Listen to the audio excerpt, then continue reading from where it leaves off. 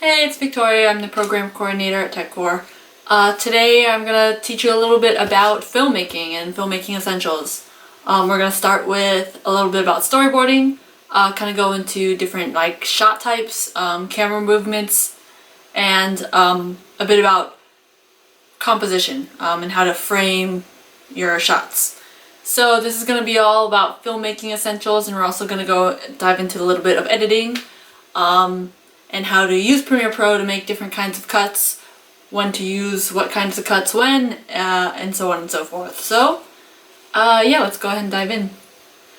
So the very first thing we're going to start off with is storyboarding. Storyboarding is the very first thing you should do before you even pick up a camera and start going outside and filming. Storyboarding is essentially a plan of your entire film, shot by shot.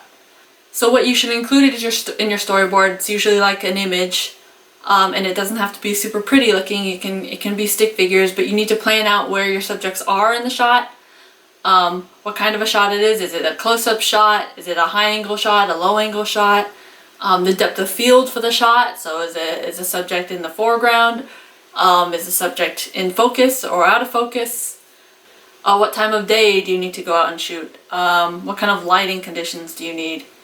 All these things should be included in your storyboard so that when you go out and film, you can plan ahead and you'll be more prepared when you start filming. Awesome, so let's talk about the different kinds of shots and angles. So shots generally refer to the distance between the camera and the subject. So the very first kind of shot we're going to talk about is the extreme close-up. So the extreme close-up shot is when you are zoomed in so close to the subject that you're really only showing a feature or detail in the subject. So for a human subject, that would be just a singular body part, like an eye or a hand.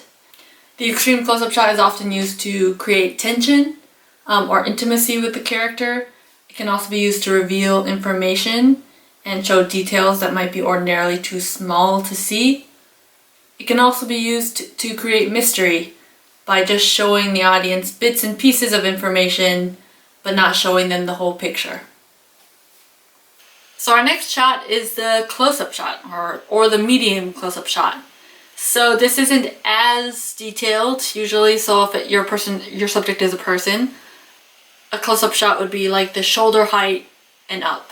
So it's used most often to really create intimacy between the audience and the character. So let's talk about the medium shot. The medium shot is the most common in the business.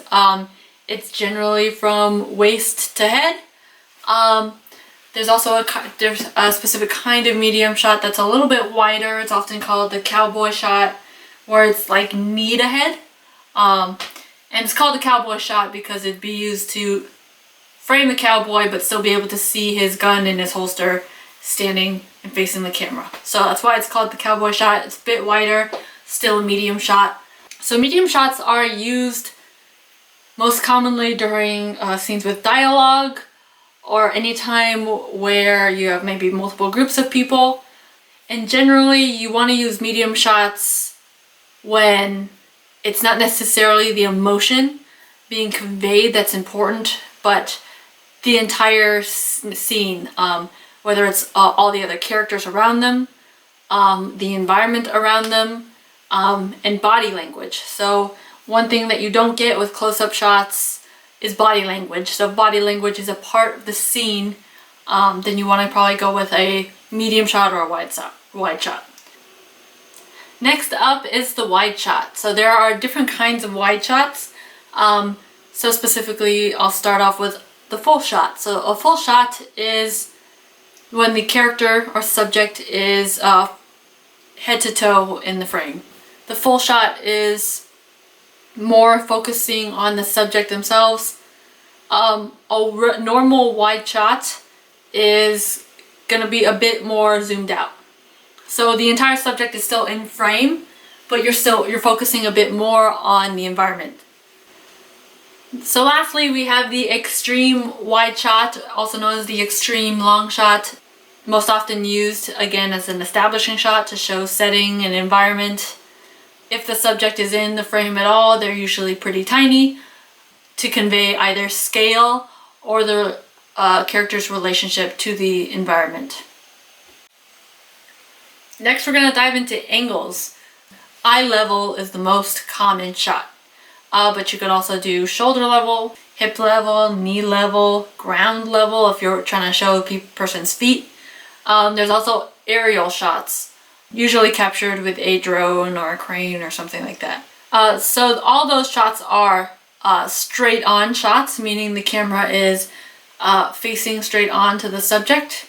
There's also different kinds of angles where the camera is tilted. So a high angle shot is when the camera is above the subject and looking down upon it. High angle shots are generally used to make the subject look smaller or weaker or more vulnerable.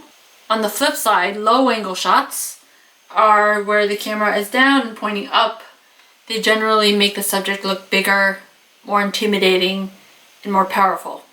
Then there's over-the-shoulder shots. So over-the-shoulder shots, most commonly used during any kind of dialogue between two characters, where you're kind of switching back and forth. There's always the person who's not talking in front of the camera and you see the back of their shoulder, and then you see the character who is talking towards the camera. And lastly, we have the Dutch angle, which is where the camera is just tilted askew to the side like this, and it's just kind of like a crooked shot. Dutch angles tend to be very disorienting to the viewer, so you generally only want to use them when you're purposely trying to disorient the viewer or trying to signal to the viewer that something in the scene is amiss or wrong. Dutch angles are very artistic, but because they are so disorienting, you don't want to overuse them. So it's important to remember that none of these shots and angles, they're not mutually exclusive. You can have a Dutch angle shot that's also a low angle close-up. It's where the camera's tilted, but it's also skewed and close up to the subject. So if it helps to think about your three axes, your three dimensions, the shots are basically the Z, where it's talking about how close the camera is to the subject. Your level shots talk about how high the camera is in relation to the subject. And then your other angle shots refer to basically the tilt of the camera, or the skew of the camera on the X and Y axes. So next up, camera movement. So camera movement kind of refers to how you're moving the camera throughout the scene, if you're moving it at all. So the first shot is the static shot. It's the most common shot, and it's the shot where the camera is actually not moving at all. So the camera is static, usually on a tripod, and all the action is happening in front of it, like right now. So the next kind of movement is a push in or pull out shot. So when you're pushing in, it means you are moving the camera closer to the subject. It kind of has a zoom effect, but it's slightly different from a zoom, and we'll talk about zooms next. But a push in is where you're physically moving the camera closer to the subject. This usually, you can do it handheld, but is commonly used with a dolly. You would use push-ins to commonly reveal certain details or get closer to certain details on the subject, or to build tension and focus and concentration towards the subject. And then the opposite is the pull out, where you are pulling the camera farther away from the subject. Pull outs usually have the opposite effect, where it's pulling you more out of the character or pulling you out of the scene and revealing more information or more environment around the character and less about the character themselves. So very similar to the push in, pull out is the zoom in, zoom out. So the zoom in, zoom out isn't necessarily any camera movements, it's more usually a switching of the lens position. So it's a zooming in and a zooming out. Zoom in and zoom out have the same applications as a push in, pull out. You can get closer to a subject to either reveal more information or reveal certain details. You can zoom out to reveal more information in the environment. The main difference between the zoom in and zoom out and the push and pull method is that it's slightly less natural, because we can get closer to walk closer to subjects and walk away from subjects we can't actually zoom our eyes in and zoom out. So it slightly has a more unnatural, uneasy feel, but some very similar applications. The next kind of camera movement is the dolly zoom. The dolly zoom isn't as common, but it is basically a combination of a push in and a zoom out, or a pull out and a zoom in. The effect that a dolly zoom creates is a kind of vertigo effect, where the foreground, or usually if the subject is in the foreground, the background is either expanding outwards or coming in closer. So the dolly zoom has kind of like that weird, uneasy vertigo effect. Next up is the pan shot. The pan shot is where the camera is consistent height, but turning on the x-axis. So you're either panning to reveal an environment, or you can pan to follow a character, but that is the pan shot, just movement on the x-axis. Next up is the boom shot. The boom shot is very simple. It is just where the camera is on the y-axis, so basically moving the camera up or down. The next kind of shot is a tilt shot. So a tilt shot is where the camera is static, but tilting upwards or downwards, transitioning between high angles and low angles. This is commonly used to reveal scale of the environment. It's also used to reveal maybe dominance of a character, starting from a low angle, tilting upwards, and it can have the opposite effect of showing a character to be more vulnerable by starting at a high angle and tilting downwards. Next up is the roll, the camera roll, which is not very common, but it's where you're literally turning the camera. So think about a Dutch angle, where you're tilting the camera this way, often in a 360 degree or 180 arc. So this is used commonly if you're trying to show a character that is upside down, or trying to generally kind of create a sense of upside down oddness in a scene. Next is the arc shot. So the arc shot is where the camera is orbiting around a subject. So usually this is where a subject is standing still, and the camera is panning around them in a circle. A good example of this is the hero shot in the Avengers movie, where the camera is panning around them and they're all standing in a circle. Next up is the tracking shot. So the tracking shot is where the camera is in relation to the subject. It's not necessarily a specific kind of movement. All it's referring to is following the character or the subject wherever it's moving. Random movement is often referred to as handheld or camera shake. It's exactly what it sounds like, where there is no specific kind of movement involved. It's not even necessarily tracking a character. It's just kind of moving around and looking around at its environment. This is really common in documentaries or films that want to have more of a documentary feel, just to try and look around at different things. So next we are talking about the rules of composition. So there's 4 basic rules I'll go over, which is the rule of thirds, balance and symmetry, leading lines, and depth of field. So the rules of composition aren't necessarily rules. All rules are meant to be broken. The rules of composition are meant to help you think about how you are guiding the audience's eyes across the frame. So, with that said, let's dive into our first rule. So our first rule is the rule of thirds. So the rule of thirds is when you break up the frame into 9 equal sections with 2 vertical lines and then 2 horizontal lines. So you want to kind of try and put things on the lines instead of inside the squares, meaning you kind of want it on off-center to the left or slightly off-center to the right. You'd want to put your horizon line somewhere on the upper line or the bottom line. An eye level shot, the eyes usually fall somewhere right at that top horizontal line or that top third line. The reason you want to do this is because you generally want to avoid things being dead center. When you draw the audience's eyes to the left side first, their eyes immediately will travel towards the right and vice versa. The reason you want to avoid putting the main focal subject dead center is because when our eyes are drawn towards the center first, it's not clear what direction we're supposed to look after. So that's why the rule of thirds exists. It is very aesthetically pleasing to start from one side of the frame and end at the other. When you start in the middle, your eyes are not sure where to go, so therefore it ends up not moving and just looking at what's in the center. So our next rule is balance and symmetry, which oftentimes defies or opposes the rule of thirds. So a perfect example of someone who breaks the rule of thirds all the time is Wes Anderson.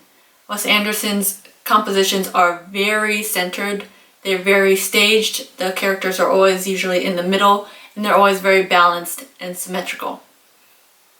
So balance and symmetry are more concepts and less rules. Balance and symmetry refer to just how balanced the frame is, meaning how much action or focus are you having on a certain side of the frame compared to the other side.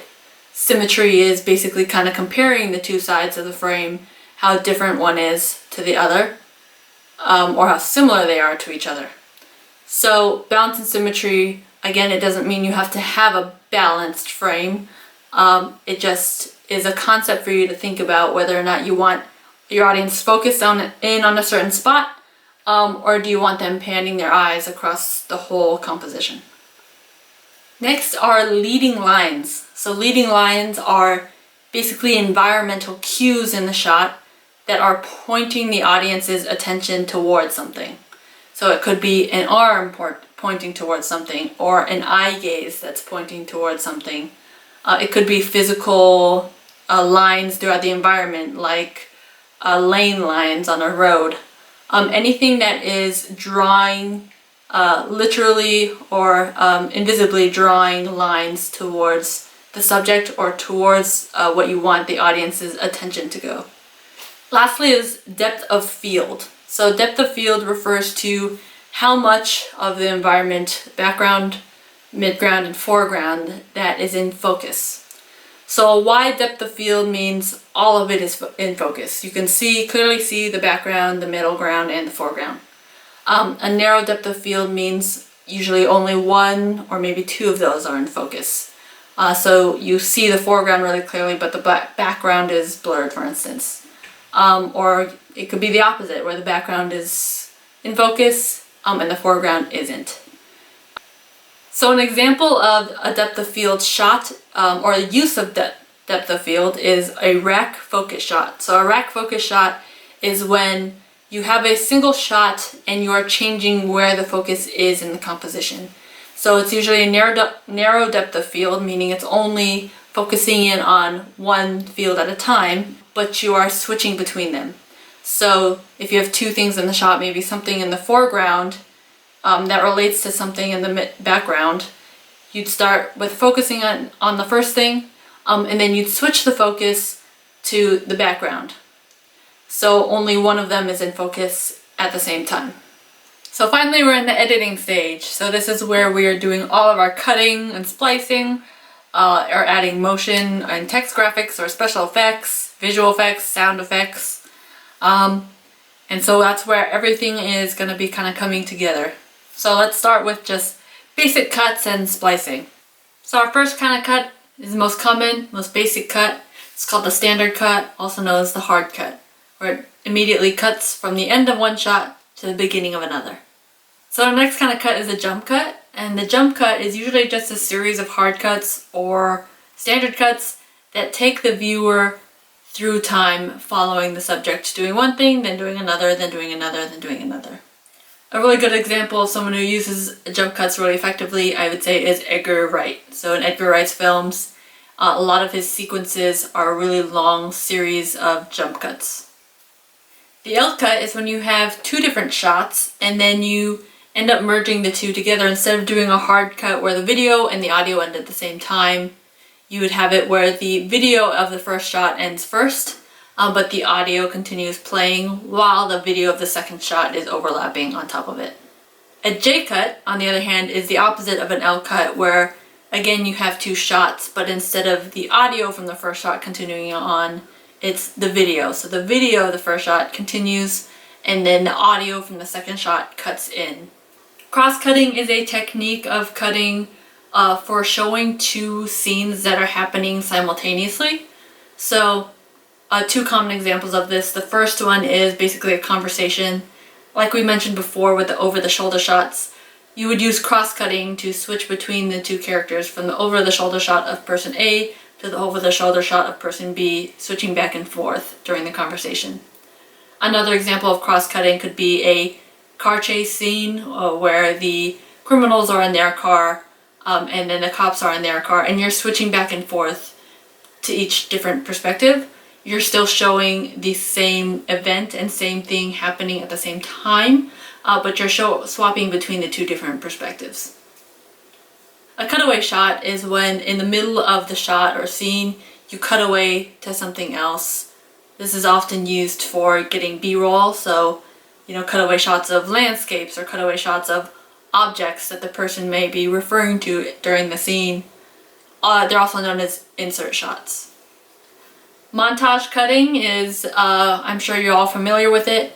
It's when you have a series of shots that, unlike jump cuts, aren't really in any certain order. It's usually just a collage or montage of related shots, often used for training montages in any kind of sports film.